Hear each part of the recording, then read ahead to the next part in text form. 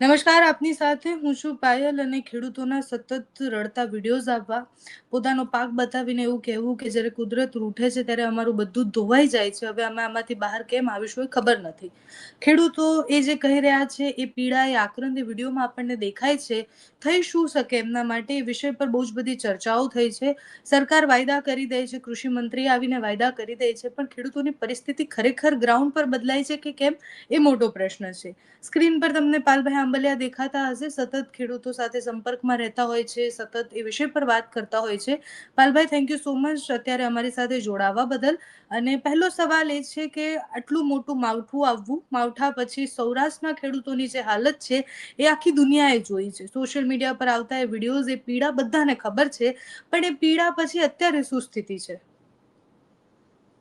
બેન, સૌથી પહેલી વસ્તુ તો એ છે કે જે રીતે કમોસમી વરસાદ થયો છે, કદાચ છેલ્લા 50 વર્ષની અંદર પહેલી વખત આટલો ઇંચમાં અને સાર્વત્રિક વરસાદ કદાચ પહેલી વખત આટલો કમોસમી વરસાદ થયો છે. અને એની સામે સરકારની જે સિસ્ટમ છે એ પરંપરાગત પદ્ધતિથી સર્વે કરવાની વાત કરે છે. મારો પહેલો સવાલ એ છે કે ભાજપના ધારાસભ્યો, સંસદ સભ્યો, ભાજપના જિલ્લા પ્રમુખો, ભાજપના જિલ્લા પંચાયતના સભ્યો, જિલ્લા પંચાયતના પ્રમુખો, આ બધાએ ખેતરોમાં ગયા છે. એમાં કોઈ ના પાડે. ખેતરોમાં જઈને એને કહ્યું છે કે ભાઈ ખેડૂતોને સાર્વત્રિક નુકસાન થયું છે, ખેડૂતોનું સર્વસ્વ લૂંટાઈ ગયું છે. બરાબર છે. આવા શબ્દો જાહેર માધ્યમોમાં ભાજપના ચૂંટાયેલા પ્રતિનિધિઓ બોલ્યા છે. ત્યારે સવાલ ઉભો એ થાય છે કે તો પછી સર્વેનું નાટક શું કામ? 1.5 ઇંચથી લઈ અને 15 ઇંચ સુધી વરસાદ પડ્યો છે. બેન, આજે જયારે હું વાત કરું છું ત્યારે અત્યારે દ્વારકા જિલ્લામાં વરસાદ ચાલુ છે. અમરેલીમાં મેં હમણાં જ પ્રતાપભાઈનો વિડીયો જોયો, ચાલુ વરસતા વરસાદમાં એ વિડીયો બનાવે છે. એટલે વરસાદ આજની તારીખમાં ચાલુ છે. કમોસમી વરસાદ એટલે એક સેડે હોય ને બીજા સેડે ન હોય, એક ગામમાં હોય ને બીજા ગામમાં ના હોય. 1.5 ઇંચથી 1.5 ઇંચ સુધીનો વરસાદ હોય અને કમોસમી વરસાદ કહેવાય. આ વરસાદ તો ચોમાસા કરતા પણ વધારે વરસાદ છે. તો આ પરિસ્થિતિમાં જ્યારે સાર્વત્રિક વરસાદ થયો છે, આખા ગામમાં 15 ઇંચ વરસાદ પડ્યો છે, તો એ ગામમાં સર્વે કરવાની જરૂર ક્યાં છે? નંબર 2, મારે બહુ બધા વીસી સાથે વાત થઈ. જે પ્રગતિ પોર્ટલ ઉપર સરકારે ખેડૂતોને ફોટો અપલોડ કરવાનું કહ્યું છે.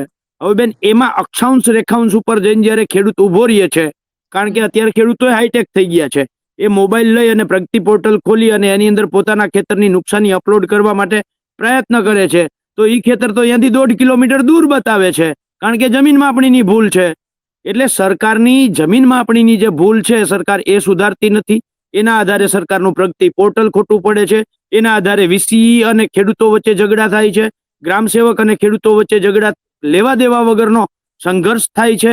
ત્યારે સરકારશ્રીને એક નમ્ર અરજ છે કે સરકારશ્રીએ છેલ્લી 7 સિઝન, બેન, છેલ્લી 7 સિઝનથી ગુજરાતનો ખેડૂત કાં તો કમોસમી વરસાદનો માર, કાં તો અતિવૃષ્ટિનો માર, કાં તો વાવાઝોડાનો માર છેલ્લા 7 સિઝનથી સહન કરે છે.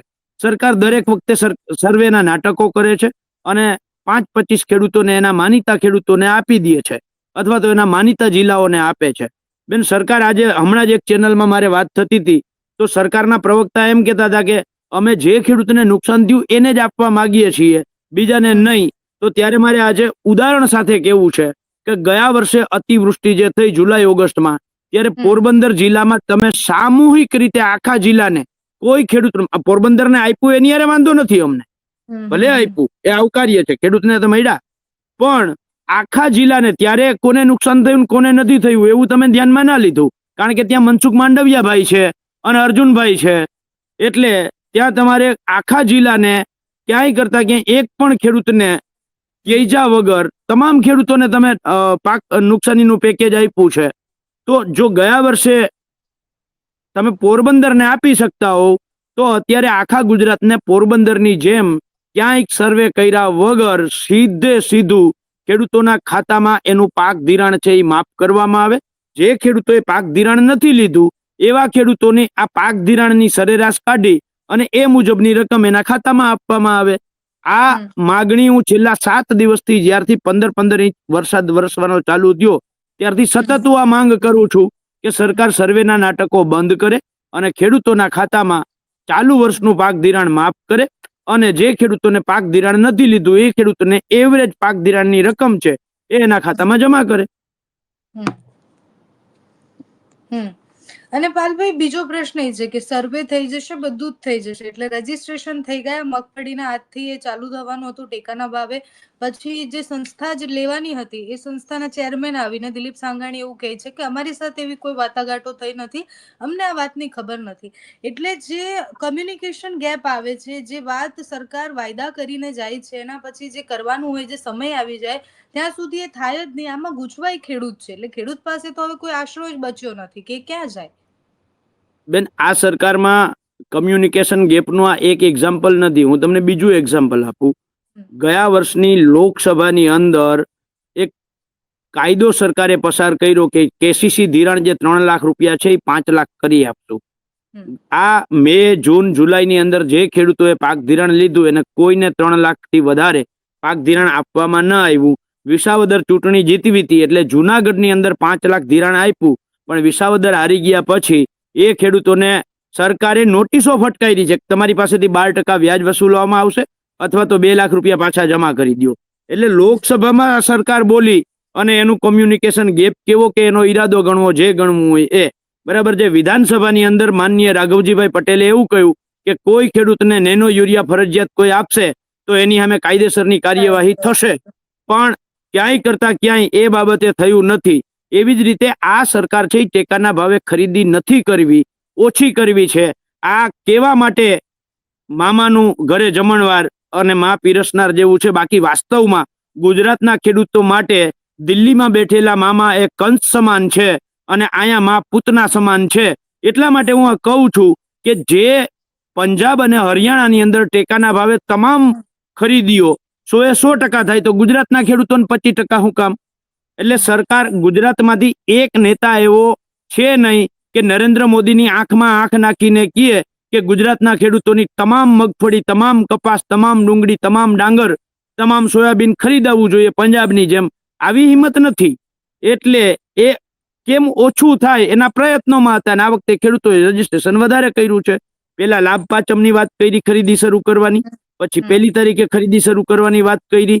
હજી સુધી નિર્ણય નથી થયો કેટલી ખરીદી કરવાના છે. નંબર 1, જે સંસ્થા નક્કી કરી છે બરાબર, જે ગુજકો માસલ, એના જ મુખ્યને ખબર નથી, એને કોઈ અધિકૃત હજી સુધી જાણકારી કરવામાં નથી આવી. એટલે આ બધા તર્કો છે એ મગફળી ખેડૂતો, કારણ કે ખેડૂત જરૂરિયાતમંદ છે, એને બગડેલી અત્યારે મગફળી છે એ ઘરમાં રાખવી તો પોહાય એમ નથી, એટલે એ તરત વેચી નાખવાનો છે. ઉપરથી દવા, ખાતર, બિયારણ, દીકરીના લગ્ન, દીકરાના લગ્ન, એમની સ્કૂલની ફી, આ બધું જ જે છે એ બિચારાએ દેવું કરીને કર્યું છે, એને પૈસા દેવાના છે. એટલે વધારેમાં વધારે મગફળી ખેડૂતો વેચી નાખે એની સરકાર રાહ જોઈ અને વધારેમાં વધારે સમય પસાર કરવા માંગે છે. એટલે આ બંને વચ્ચે ગુજકો માસોલ અને રાજ્ય સરકાર વચ્ચેની આ કુલડીમાં ગોળ ભાંગી અને ખેડૂતોને હેરાન કરવાની ક્યાંક ને ક્યાંક નીતિ છે એવું બહુ સ્પષ્ટ થાય છે. બેન, આજે હું જમાવટના માધ્યમથી સરકારને કહેવા માંગુ છું કે તમે જ્યારે સર્વે કરવા જાઓ છો ત્યારે તમે ખેડૂતોને એમ કહો છો કે તમારી મગફળીને નુકસાન નથી, તો આ નુકસાન નથી એનું સર્ટિફિકેટ આપવાના છો તમે? કારણ કે અમારે ઈ જ મગફળી જેને તમે કહ્યું છે નુકસાન નથી, ઈ જ મગફળી, ઈ જ કપાસ અમારે ટેકાના ભાવે આપવાનો છે, ઈ જ ડાંગર અમારે ટેકાના ભાવે આપવાની છે. તો ત્યારે એમ કહેશે કે તમારી મગફળી કાળી પડી ગઈ છે, તમારી મગફળીની અંદર ભેજ વધારે છે, તમારી મગફળીના જે 12 કે 8 સરકારે માપદંડો નક્કી કર્યા છે એમાંથી 1, 2, 3, 4, 5 માપદંડોમાં તમારી મગફળી પસાર થતી નથી, એટલે અમે તમને રિજેક્ટ કરીએ છીએ.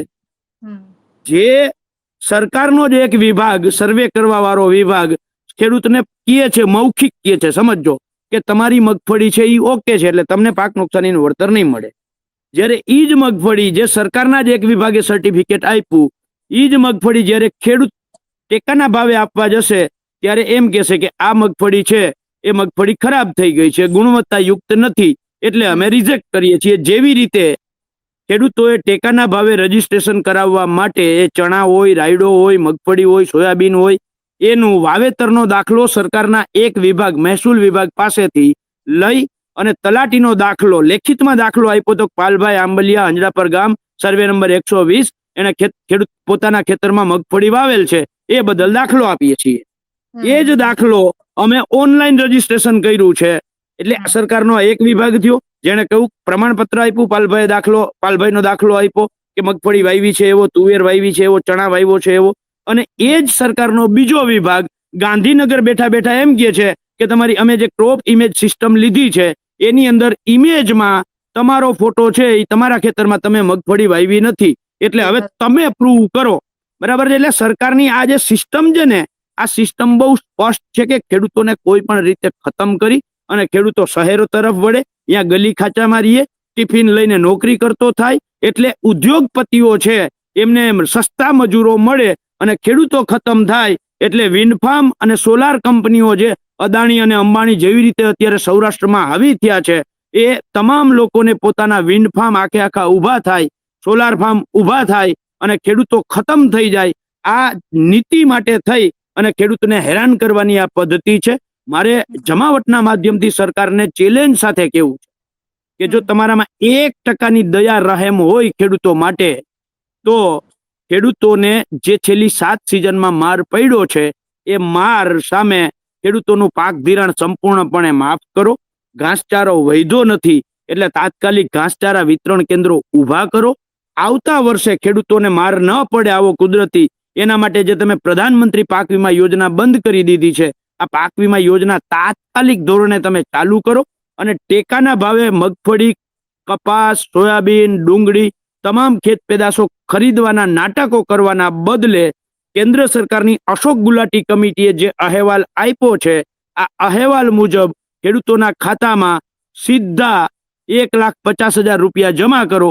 આ મારી આજે સરકારને ચેલેન્જ સાથે કહું છું કે જો ખેડૂતના પ્રત્યે 1%ની દયા સરકારમાં હોય તો સરકારે આ તાત્કાલિક ધોરણે આ માંગો સ્વીકારીને એનો અમલ કરવો જોઈએ. પાલભાઈ, પક્ષ વિપક્ષ આપણે બાજુ પર મૂકી દઈએ. અત્યારે ખેડૂતોની જે પરિસ્થિતિ છે એ પરિસ્થિતિ માટે વિપક્ષ તરીકે તમે પણ લડી રહ્યા છો, બીજા નેતા પણ લડી રહ્યા છે. સરકાર પક્ષમાંથી પણ જે નેતાઓ છે એ ખેતરમાં જઈને જોઈ રહ્યા છે, સ્થિતિ ખબર છે એમને કે ખેડૂતોની શું હાલત છે. નવા કૃષિ મંત્રી છે, એમનું પણ એવું કહેવું છે કે હવે તો કુદરત રૂઠી છે તો અમે પણ નિસહાય છીએ, બધા નિસહાય છે એવી વાત કરી રહ્યા છે. ખેડૂતો આમાં શું કરી શકે અને સાથે જ સરકારને આપણે બધા જ ભેગા થઈને આમાં હવે કરી શું શકીએ તાત્કાલિક રૂપે? લાંબુ સર્વે ને બધું થશે એ તો થવાનું જ છે, જ્યારે વળતરના ચૂકવવામાં આવશે ત્યારે તો કેટલો ટાઈમ લાગશે તમને મને બધાને ખબર છે. બેન, આજથી 3 દિવસ પહેલા મેં જ્યારે સરકારે પરિપત્ર 28 તારીખે કર્યો ત્યારે મેં ફેસબુક લાઈવ થઈને કહ્યું હતું કે સરકારના આ પરિપત્રમાં આટલી બાબતો ખેડૂતોએ ધ્યાન રાખવી જોઈએ. આટલું જે છે એમાં સરકારની આ ખામીઓ છે અને એ ખામીઓના કારણે આમાં સરકારે મૌખિક આવી સૂચનાઓ આપી છે અને એના કારણે જે જમીન ઉપર કામ કરતો વીસી હોય, ગ્રામ સેવક હોય, તલાટી મંત્રી હોય, જે ડાયરેક્ટ ખેડૂતો આરે સંપર્કમાં આવવાના છે, ગામના આગેવાનો, સરપંચો, ઉપસરપંચો આરે સંપર્કમાં આવવાના છે, આની વચ્ચે ઘર્ષણ થવાનું છે.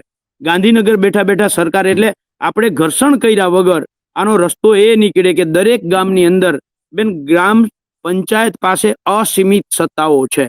જેવી રીતે લોકસભા એક ખરડો પસાર કરીને કાયદો બનાવી શકે છે ભારત દેશ માટે, જેવી રીતે વિધાનસભા ગુજરાત માટે કાયદો બનાવી શકે છે, એવી જ રીતે એની સમકક્ષ આપણી ગ્રામ પંચાયત છે.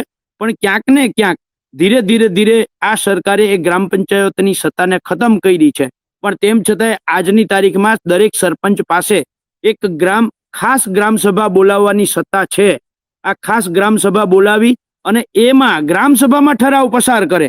અને મેં અત્યારે વિડીયો બનાવીને પણ કહ્યું છે, 2 ઠરાવો લખીને પણ આપ્યા છે કે દરેક ગામની અંદર ખાસ ગ્રામસભા બોલાવવામાં આવે અને ગ્રામસભામાં આપણે માગણી કરીએ કે અમારા ગામમાં ઘાસચારો સંપૂર્ણ ખતમ થઈ ગયો છે, પાક ખતમ થઈ ગયો છે, એટલે સરકાર રાહત દરે ઘાસચારા વિતરણ કેન્દ્રો ઊભા કરે એટલે પશુધન હચવાય. અને જે રીતે 1.5 ઇંચથી લઈ અને 15 ઇંચ વરસાદ થયો છે, અમારો પાક સંપૂર્ણ ફેલ ગયો છે, તો સરકાર અમારું સંપૂર્ણ દેવું માફ ન કરી શકે તો ચાલુ વર્ષનું પાક ધિરાણ તો કમસે કમ માફ કરે. આવો એક ઠરાવ. અને બીજો ઠરાવ, જ્યારે પાક 80% થી 90% સુધી જ્યારે નુકસાનગ્રસ્ત હોય ત્યારે ટેકાના ભાવે અમે જ્યારે આપવા જઈશું તો સરકાર એના માપદંડોમાં કાં તો ફેરફાર કરે અથવા તો જે પરિસ્થિતિમાં અમારો માલ ખરીદે.